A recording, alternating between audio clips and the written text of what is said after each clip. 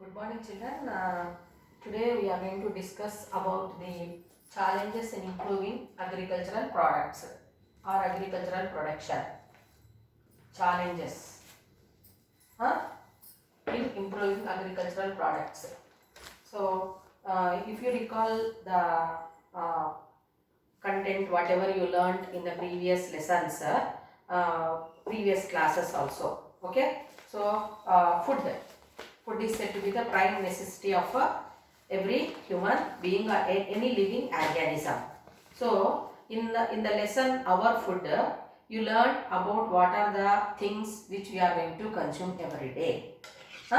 So we are going to consume different kinds of food items, which we are going to get from plants. First we will take what are the food sources we are getting from plants. Means we are getting grains, fruits, vegetables, etc. So from plants we are going to get fruits, vegetables and grains. Means seeds. So these grains we are consuming as our staple food. Wheat, for example, wheat, paddy, jowar, bajra, barley, all these items we are going to consume as a staple food. Then vegetables, different kinds of vegetables like brinjal, carrot, radish, beetroot, etc.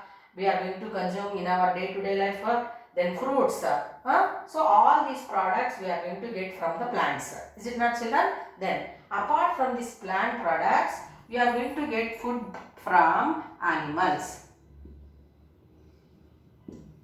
So from animals also we are going to get food. So what are those food products which we are getting from animals? Means milk, meat, eggs, etc. Is it not? Milk, meat, eggs we are getting from animals, and the sources of this milk, meat, eggs are said to be dairy farm animals like cows, buffaloes, sheep, goat, etc. And poultry birds like hens, that is chicken, ducks, etc. we are going to get the eggs. So like that we are getting food from plants and animal sources. So we are, as human beings, if we take, we are depending on plants and animals for our food. Is it not, children? So that relation you learned, food relation, you learned in the different ecosystems like lesson in previous classes, food chains. So what is a food chain? The link, whichever is there, and through food we are connected with each other. So that one we call it as a food chain. So in that food chain of different ecosystems, if we observe, is it clear to you? So for example, if you take human beings, we are going to consume fruits, vegetables, grains, milk, meat, eggs, etc. Means we can, so suppose if I write here man, so we are going to consume plants. Is it not? We are going to consume animals also.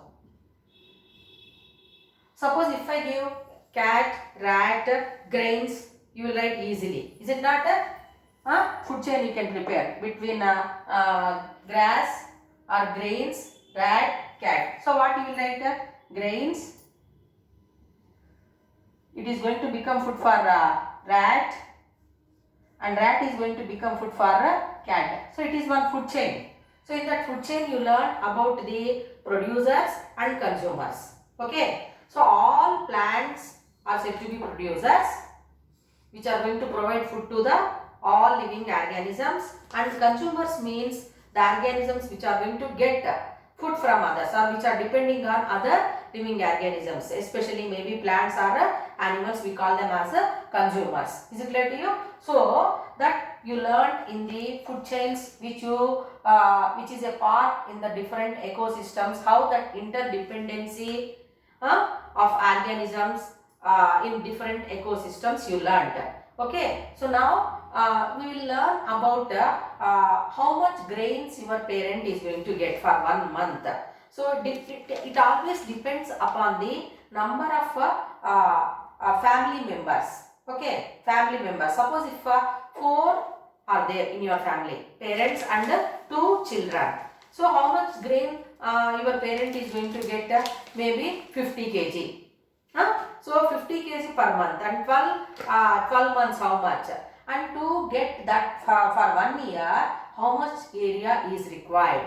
Okay, to get a family consisting of 4 members, for 50 kg per month, 600 kg per year, and how much land is required? Means that is 1.4 square kilometers land is needed to produce that much of a grain. Okay, then you know that in India, the population is increasing year by year. So we are in second position of the world population. So if that population needs are given with the required quantity of food, or is the production of food is bringing the needs of the population of our country, what will happen if it is produced in the lesser quantity? That results in the food crisis. Food crisis. What is the meaning of food crisis? We know that we require food to get energy. That energy is needed to work. Is it not, children? So population is increasing and area under cultivation it is decreasing. Land under cultivation it is decreasing.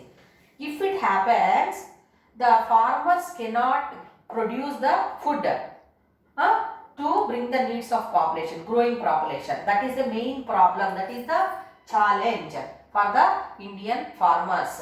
So food, that is if that food production is not bringing the needs of population, then that results in food crisis. Then the people cannot get food, or other organisms cannot get food. That affects the economy of our country. Country cannot work because of a food crisis. So here that how these farmers are going to overcome the problems, all that we are going to discuss in this class.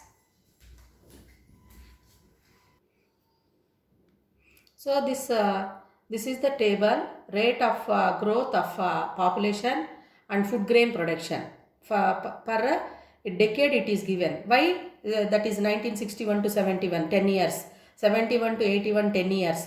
81 to 91, 10 years. Why it is taken? Means census will be calculated for every 10 years, once in 10 years.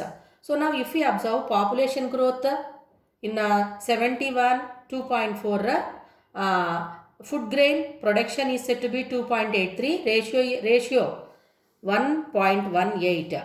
Then 1981, 71 to 81, population growth is 2.23 and food production is 1.8. So a ratio between food production and population growth is 0.80. So 81 to 91, 2.16 population growth, and 3.13, and it is said to be 1.45. Then 91 to 2001, 1.95. Then for food production is 1.1, ratio is 0.56. Then 2001 to 2011, population growth is 1.65 and food production is 1.03, and here the ratio between food production and population growth is 0.62. Some questions are given, children, after going through the table. So in which decade population growth is higher? Means 1961 to 71, population growth is more, that is 2.4 it is given.